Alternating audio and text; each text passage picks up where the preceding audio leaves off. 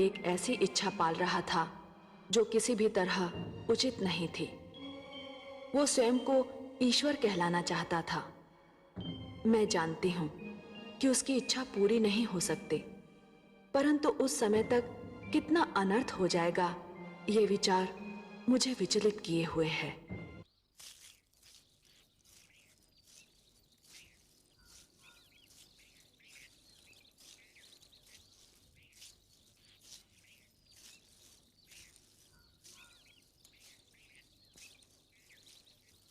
असुरराज, आप क्षण भर यहां प्रतीक्षा करें।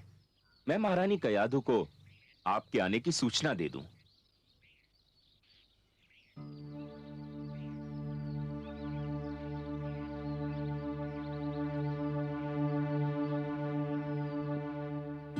देवी कयाधु,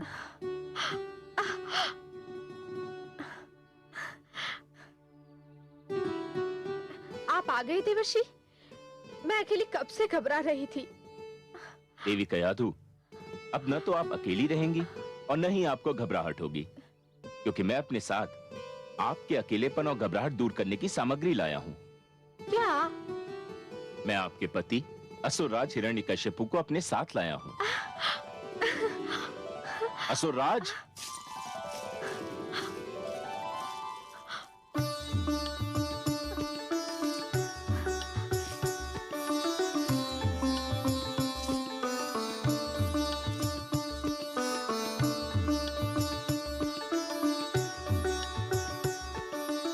नारायण नारायण।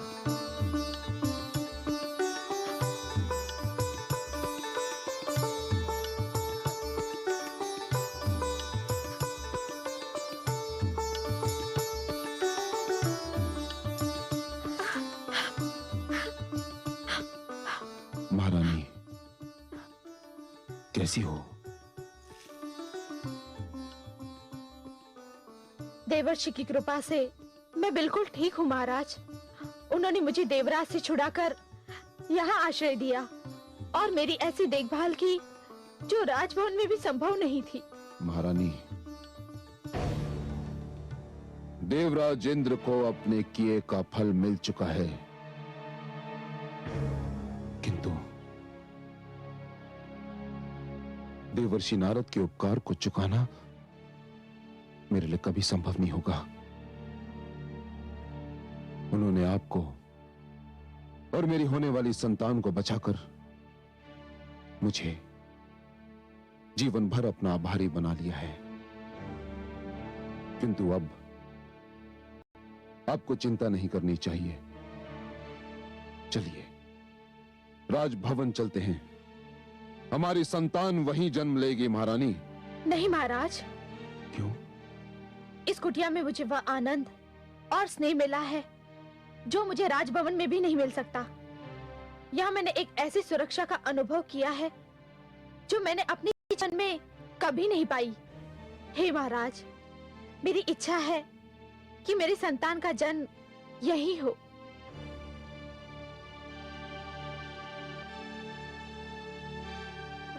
ठीक है, आपकी इच्छा के विरुद्ध मैं कोई भी कार्य नहीं करना चाहता महारानी। गर्भवती स्त्री को जहां भी आनंद मिले, संतान का जन्म वहीं होना चाहिए। मुझे कोई आपत्ति नहीं।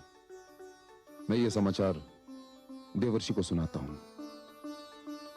आप निश्चिंत होकर विश्राम करें। आइए।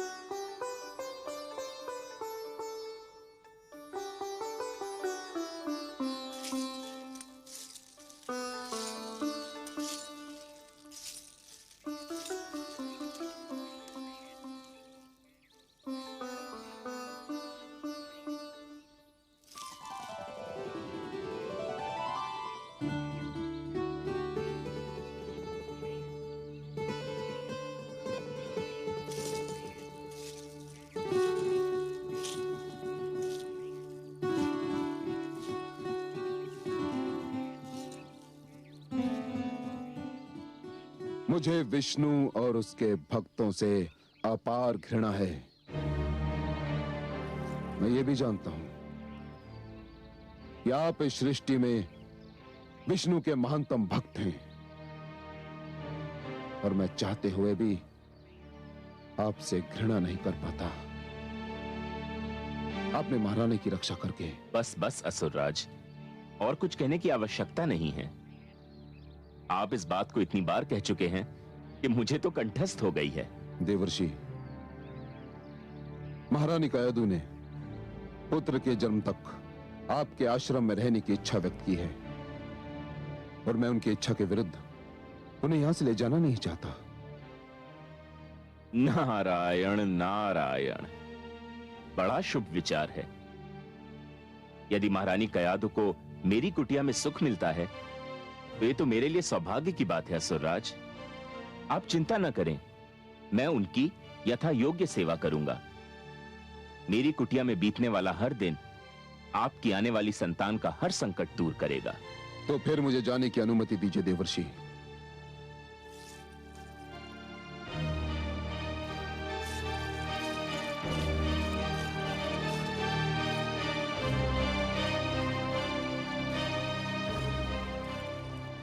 हे नारायण, आपकी लीला भी अनुपम है। आपसे घृणा करने वाले को पता ही नहीं कि उसके अपने घर में आपका सबसे महान प्रेमी जन्म लेने वाला है। नारायण नारायण। भगवान हिरण्यकशिपु की जय।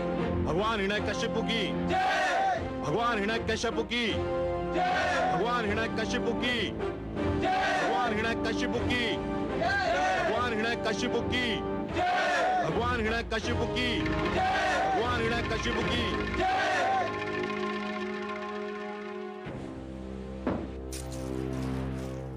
बधाई हो भगवान हिरण्यकशिपु, इंद्रासन पर बैठने के लिए बहुत बहुत बधाई हो।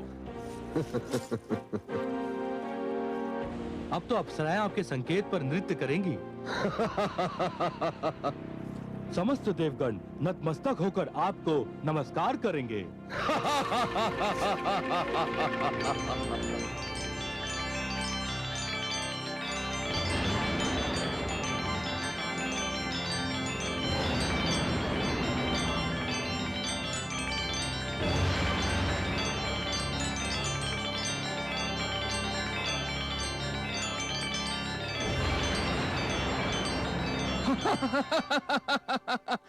हाँ, मैं स्वरभानु हूं। विष्णु ने मेरा सिर धड़ से अलग कर दिया था, पर वो मुझे मार नहीं सका, क्योंकि मैं अमृत पान कर चुका था। मेरा कटा हुआ सिर राहु बनकर और कटा हुआ धड़ केतु बनकर आज भी जीवित है और सदैव जीवित रहेगा। मेरी सभा में तुम्हारा स्वागत है स्वरभानु। धन्यवाद भगवान हिरण्यकशिपु, आपको कोटि कोटि धन्यवाद और कोटि कोटि बधाई भी। देवराज की तो वैसे कई बार पराजय हुई, पर उसकी जो पराजय आपके हाथों हुई है वो अपना कोई उदाहरण नहीं रखती है। ऐसी करारी पराजय तो दानवराज कालकेतु भी उसे नहीं दे पाए थे। अब विलंब क्यों कर रहे हैं? विजय समारोह आरंभ कीजिए। इंद्रलोक की सुंदर अप्सराओं से कहिए आपके सामने बधाई नृत्य प्रस्तुत करें। आज तो हर्ष का दिन है, उल्लास का दिन है। हाँ,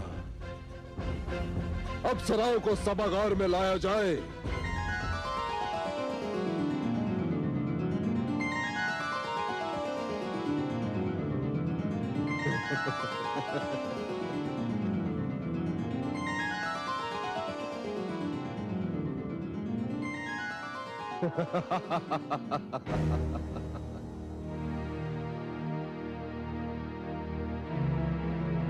देवलोक की अप्सराओं,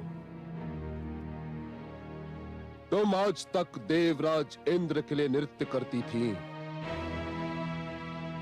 किंतु आज से तुम भगवान हिरण्यकशिपु के लिए नृत्य करोगी, क्योंकि यह सिंहासन अब मेरा हो चुका है और मेरा ही रहेगा। नृत्य प्रस्तुत करो, एक ऐसा सुंदर नृत्य जिसे देखकर मैं अपनी कठोर तपस्या की सारी थकान भूल जाऊं। नाचो नाचो। धा धे कट धा धे कट धा धे कट धा धे कट धा धे कट धा टिक धा धा टिक धा धा टिक धा। होनी होय बड़ी बलवान,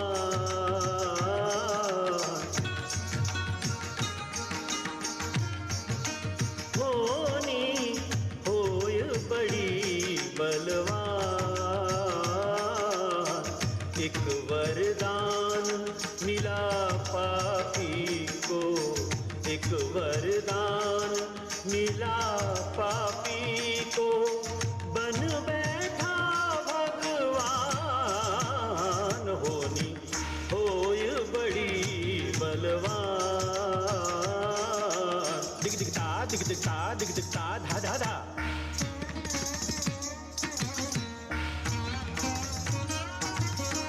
धाक तिक धेता ता धे देता धा धाक तिक धाक तिक धे देता धे देता।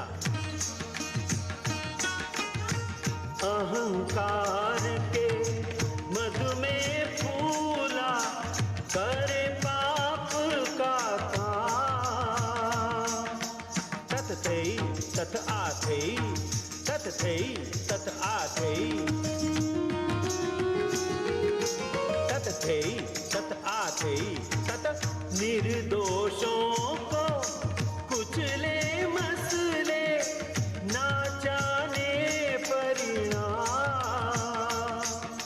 धाक तिक धाक तिक धाक तिक धाक तिक झट झटता। दया धर्म का अर्थ न जाने, दया धर्म का अर्थ न जाने, ये ऐसा पाषाण। होनी होय बड़ी बलवान।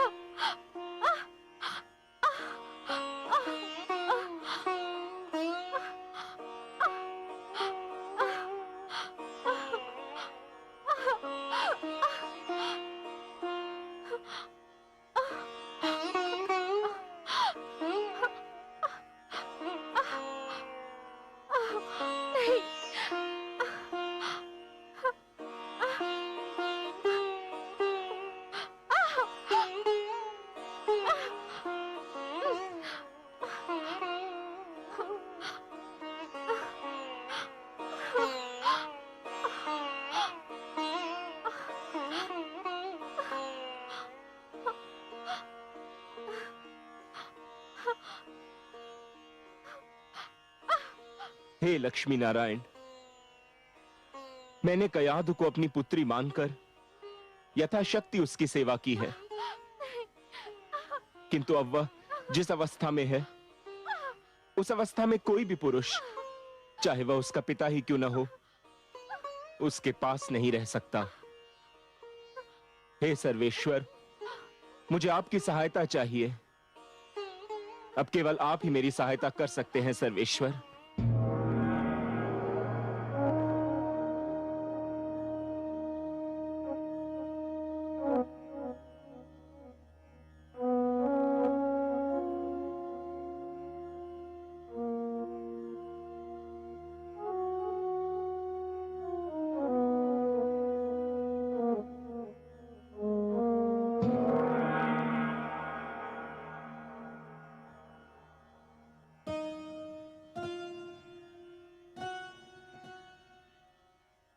हे योग माया, आप देवर्षि के आश्रम में जाइए। महारानी कयाधु प्रसव पीड़ा की अवस्था में आ गई हैं। उनकी देखभाल का कार्यभार मैं आपको सौंपता हूं। जो आज्ञा त्रिलोकीनाथ।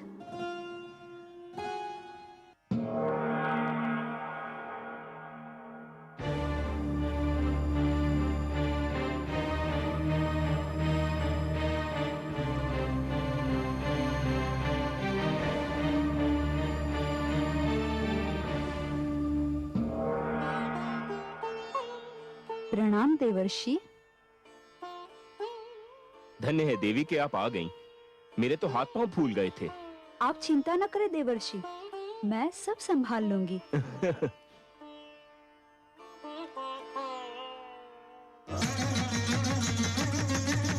घेगे तित्त घेगे तित्त घेगे के घेगे के घेगे धिन तड़ान धानिन ता तिक तक धा तिक तक तक ताक तक तक ताक तक तक ताक ततथि ततथि ततथ थई ततथि ततथि ततथ थई ततथि ततथि ततथ थई थई धाक धाक धाक धाक धा तिक तिक तिक ता तिक तिक तिक ता तिक तिक तिक ता धा तिक तिक तिक ता धान धान धा पाप का घट जिस दिन भी फूटे होगा इसका नाश।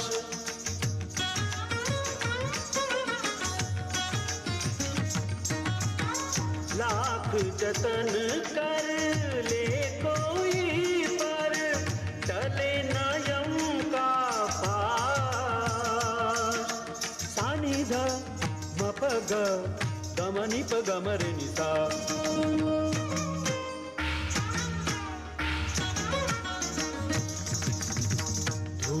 में मिल जाएगा इसका, धूल में मिल जाएगा इसका छल बल और अभिमान होनी होय बड़ी बलवान। एक वरदान मिला पापी को, एक वरदान मिला पापी को, बन बैठा भगवान होनी होय बड़ी बलवान। धान धान तिक धान धान तिक धान धान तिक धान धान तिक धान धान तिक धान धान धान धान तिक धान धान तिक धान धान तिक धान धान तिक धान धान तिक धान धान तिक धान धान तिक धान धान धान तिक धान धान धान तिक धान धान धान तिक धान। प्रणाम भगवान। भगवान हिरण्यकशिपु की जय हो। तुमको हमारे आनंद में विघ्न डालने का साहस कैसे हुआ? कौन है ये मानव और कौन है ये स्त्री? भगवान, ये अपराधी हैं। तो इन दुष्टों का अपराध सुनाया जाए। भगवान, हमने चारों ओर आपका यह आदेश पहुंचा दिया था कि आप कोई विष्णु का नाम नहीं लेगा। तो क्या इन्होंने विष्णु का नाम लिया? नहीं भगवान, इन्होंने तो उससे भी बड़ा पाप किया है। इन दोनों ने तो अपने इस नवजात पुत्र का नाम ही विष्णु रख दिया है। अपराध, जघन्य अपराध। कड़ा दंड मिलेगा इन्हें इस अपराध का, कड़ा दंड। दोस्ते क्या है भगवान? दो टुकड़े कर दीजिए इस शिशु के।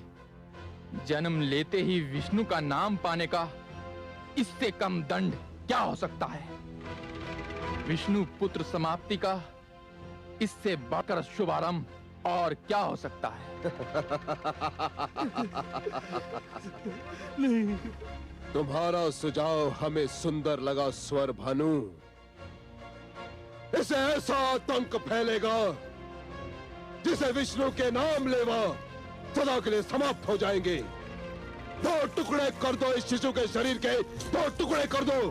नहीं, असुर राज आप मेरे टुकड़े कर दीजिए, लेकिन मेरे बच्चे को कुछ मत कीजिए। मेरे बच्चे को कुछ मत कीजिए।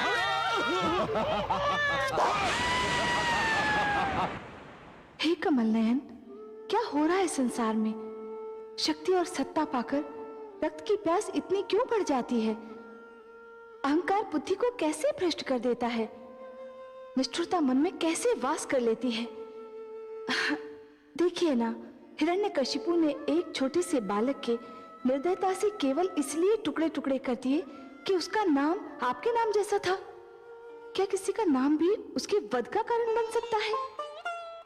निस्संदेह ये क्रूरता है महादेवी, निस्संदेह ये क्रूरता है।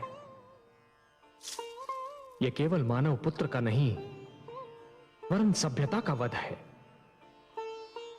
पर हे महादेवी, स्मरण रखिए, जान लीजिए कि निर्दयता पतन का पहला चरण होती है और हिरण्यकशिपु अपने पतन की ओर बढ़ रहा है। जिस प्रकार दीपक की लौ बुझने से पहले भड़कती है, उसी प्रकार क्रूरता भी पतन से पहले पूरी शक्ति से उभर आती है। पर हे पद्मनाभ, कैसे होगा दुष्ट हिरण्यकशिपु का विनाश? उसने तो निर्ममता की सीमा लांघ ली है। हे महादेवी, जो सीमा लांघता है उसे तो यह ज्ञान ही नहीं होता कि सीमा के आगे कोई मार्ग ही नहीं है। निष्ठुरता की सीमा के आगे केवल पतन का द्वार खुला होता है। पर हे कमल नयन, अब कब होगा उसका पतन और कैसे होगा? महादेवी, हिरण्यकशिपु की क्रूरता उसके विरुद्ध घृणा की ज्वाला भड़काएगी। उसके अत्याचार मानव को उसके विरुद्ध एक होकर खड़ा होने पर विवश कर देंगे। रक्त की ये धारा केवल धरती को ही नहीं, स्वयं उसके घर को भी डुबो देगी। हे महादेवी, वो मूर्ख क्या जाने कि उसकी मृत्यु की सामग्री तो राजभवन में आ चुकी है। जिस पुत्र प्रहलाद को वो मेरा सबसे महान शत्रु बनाना चाहता है, वही प्रहलाद उसके अहंकार का सर्वनाश कर देगा।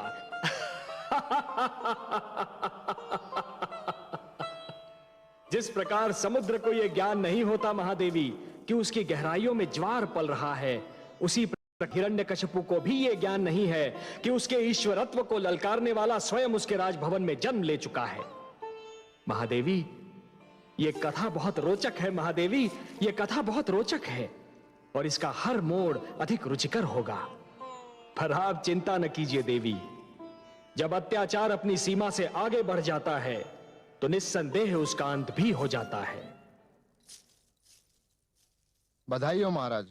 देव ऋषि नारद ने समाचार भेजा है कि महारानी कयादु ने एक अत्यंत सुंदर पुत्र को जन्म दिया है।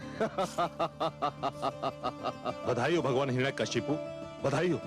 शुभ समाचार है ये, शुभ समाचार। ये तो बहुत ही शुभ शकुन है भगवान। अभी अभी विष्णु नाम के बालक का वध हुआ और अभी अभी ये सूचना मिली है कि आपके पुत्र ने जन्म लिया है।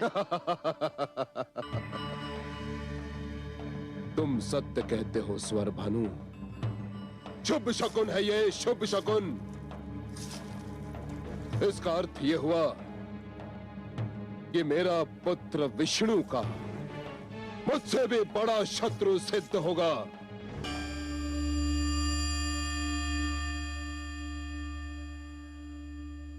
हे कमल नयन, अंधेरी रात्रि को उजाले का संदेश देने वाली सूर्य किरण सी आपकी मुस्कान, ये पतझड़ के अंत और वसंत ऋतु के आगमन की घोषणा करने वाले सुगंधित समीर की भांति आपकी मधुर मुस्कान खुला संकेत कर रही है कि सृष्टि में अवश्य कोई ऐसी घटना घटी है जिसने आपके मन को प्रसन्न कर दिया है। अहो महादेवी, अहो, हमारा कोई ऐसा संकेत नहीं जिसका भेद आप जान न पाए। हाँ देवी, एक बहुत सुंदर, एक बहुत अनुपम घटना घटी है। वो बालक जिसकी रक्षा के लिए आप चिंतित थीं, वो बालक जो एक नया इतिहास रचने वाला है, जन्म ले चुका है। कयाधु मां बन चुकी है। मैं अत्यंत प्रसन्न हूँ। मेरी कामना है कि कयाधु का ये पुत्र अत्यंत भाग्यशाली हो। वो भाग्यशाली होगा महादेवी, अत्यंत भाग्यशाली होगा। जिस प्रकार ध्रुव अपने दृढ़ निश्चय का इतिहास रच गया, उसी प्रकार ये बालक भी अपने दृढ़ विश्वास का इतिहास रचेगा। जिसे जन्म लेते ही देवर्षि नारद जैसे महान मार्गदर्शक की गोद मिल जाए, उसने तो नेत्र खोलते ही अपना मार्ग भी देख लिया और अपना लक्ष्य भी। हे त्रिलोकीनाथ, मुझे इस बालक के जन्म का हर्ष है, परंतु थोड़ी घबराहट भी हो रही है। घबराहट? घबराहट का क्या कारण महादेवी? उसका जन्म एक ऐसे राक्षसी प्रकृति के असुर के घर में हुआ है जो वास्तविकता जान लेने के उपरांत इस नन्हे बालक का बैरी बन जाएगा। ऐसे शक्तिशाली और अभिमानी का ये बालक सामना कैसे कर पाएगा? यही तो उसके दृढ़ विश्वास की परीक्षा होगी महादेवी। महादेवी, केवट का साहस शांत बहने वाली नदी में नौका खेने से सिद्ध नहीं होता। वो तो तब सिद्ध होता है जब केवट बिफरी हुई नदी के मझधार से नौका को सुरक्षित निकाल कर ले जाता है। एक दिए की क्षमता शांत वातावरण में जलते रहने से सिद्ध नहीं होती। वो तो तब सिद्ध होती है जब दिया अपनी लौ को आंधी में भी बुझने नहीं देता। उसी प्रकार इस बालक का दृढ़ विश्वास भी तभी सिद्ध होगा जब वो महान शक्तियों और प्रतिकूल वातावरण में भी जमा रहेगा। मैं तो मन से चाहती हूँ कि कयाधु का ये पुत्र हर पग पर सफलता पाए। अब आपने उसे आशीर्वाद दे दिया है, तब तो उसका विश्वास दृढ़ होना ही है।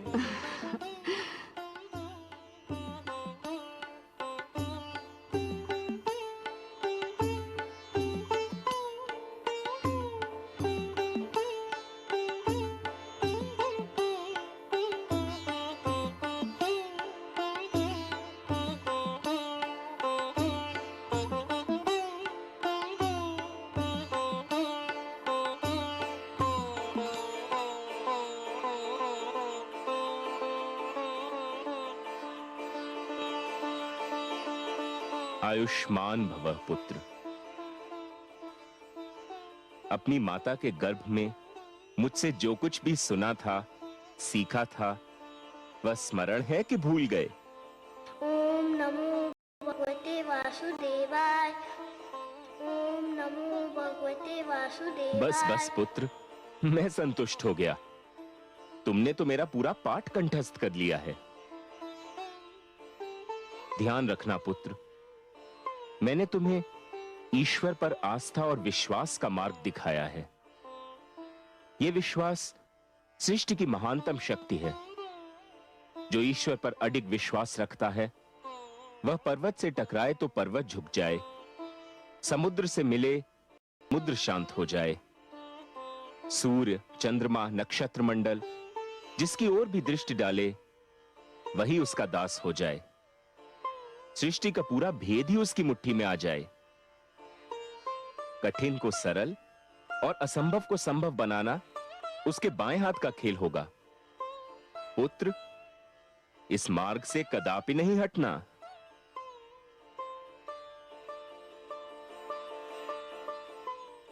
लीजिए देवी, इसे इसकी माता के पास पहुंचा दीजिए।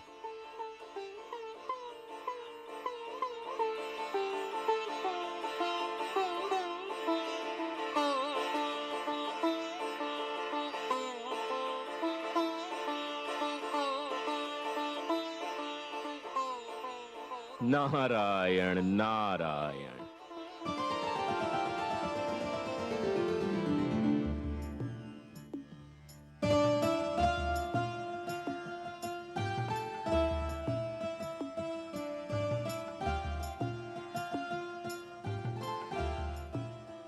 देवर्षि, मेरा कार्य पूरा हो गया।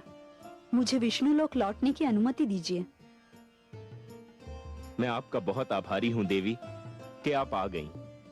आपने ऐसे समय पर मेरी सहायता की जब मेरी बुद्धि भी काम नहीं कर रही थी। आपको कोटि कोटि धन्यवाद।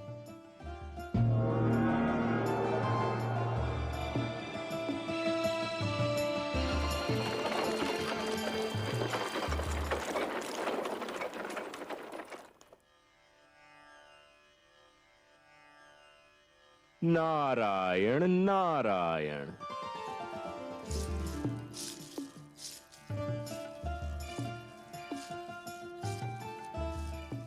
प्रणाम देवर्षि। जब से मैंने सुना है कि मेरे पुत्र का जन्म हुआ है, मैं उसे देखने के लिए व्याकुल हूं। कैसा है मेरा पुत्र? स्वयं चलकर देख लीजिए। आइए। चलिए देवर्षि।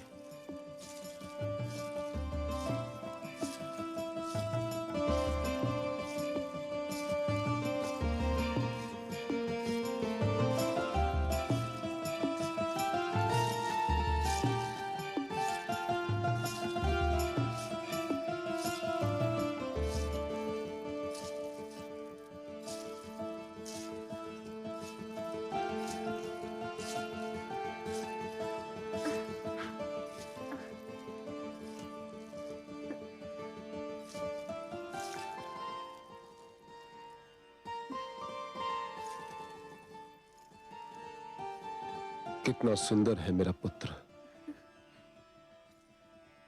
कितना प्रतिभावान लगता है। देवर्षि,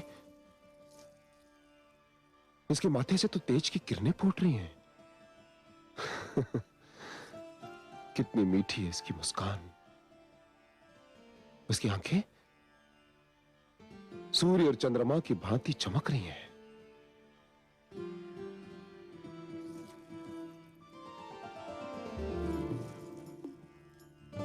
धन्यवाद महारानी। असुर वंश को इतना तेजस्वी पुत्र देने के लिए आपको कोटि कोटि धन्यवाद।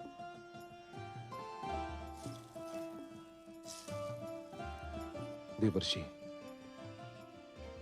आज यदि मेरा पुत्र सुरक्षित है तो केवल आपकी कृपा के कारण। असुरराज, मेरी कृपा आपको इसलिए लग रही है क्योंकि मैंने जो कुछ भी किया वो आपने देख लिया।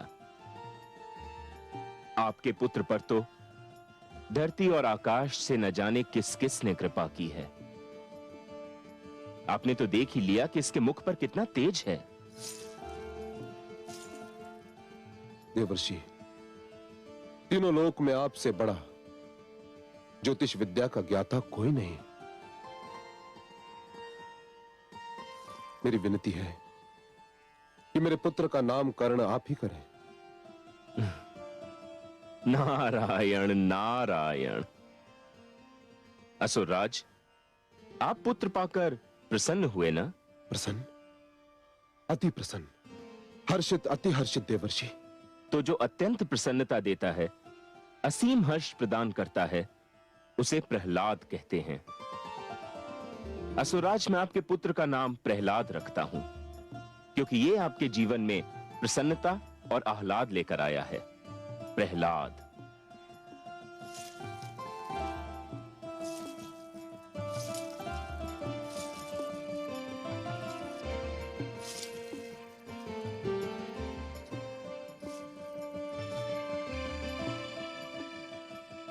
देवर्षि, बहुत सुंदर नाम सोचा है आपने। प्रहलाद, पुत्र प्रहलाद। मेरा पुत्र प्रहलाद भगवान हिरण्यकशिपु का पुत्र प्रहलाद। देवर्षि, मुझे लगता है कि मेरा पुत्र महानता में मुझसे भी आगे निकल जाएगा। हे असुरराज, मेरी ज्योतिष विद्या कहती है कि पहली बार आपके मुख से सत्य वचन निकला है। देवर्षि, मुझ में इतना साहस नहीं कि मैं आपसे कहूं कि आप मुझसे कुछ मांगे, किंतु यदि कोई इच्छा हो तो अवश्य व्यक्त कीजिए। सत्य असुरराज? सत्य, परम सत्य देवर्षि। आपकी किसी भी इच्छा की पूर्ति करके मुझे हर्ष होगा। मुझ जैसे सन्यासी की न तो कोई इच्छा होती है और न आवश्यकता, किंतु असुरराज, पुत्री कयाधु इतने दिनों तक मेरी इस कुटिया में रही कि पहली बार मुझे पुत्री मोह का अनुभव हुआ, और फिर आपके पुत्र प्रहलाद ने जन्म लेकर मेरी इस कुटिया को अपनी मधुर किलकारियों से भर दिया। मेरी ये इच्छा है असुरराज कि ये दोनों कुछ और दिन मेरी ही कुटिया में रहें।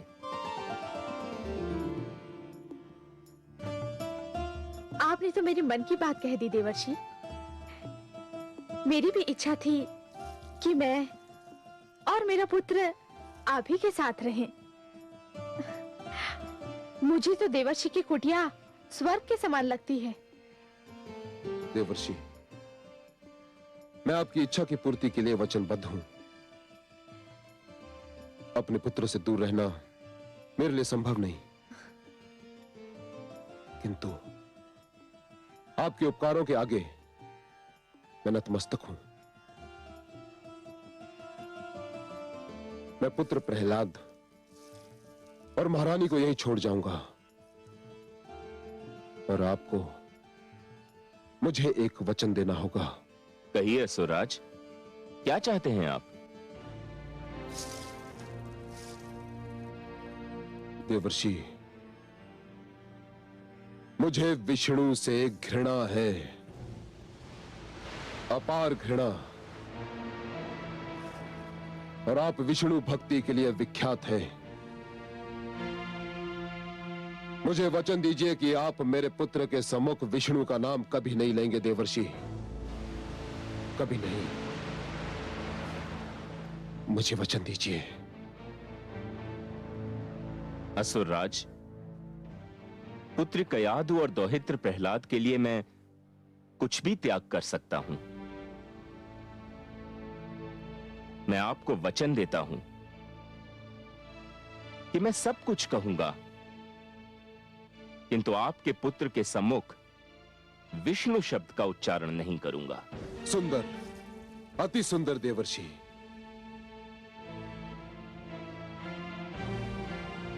नारायण नारायण। धरती से आकाश तक उसका ही विस्तार। एक नाम की बात क्या, उसके नाम हजार।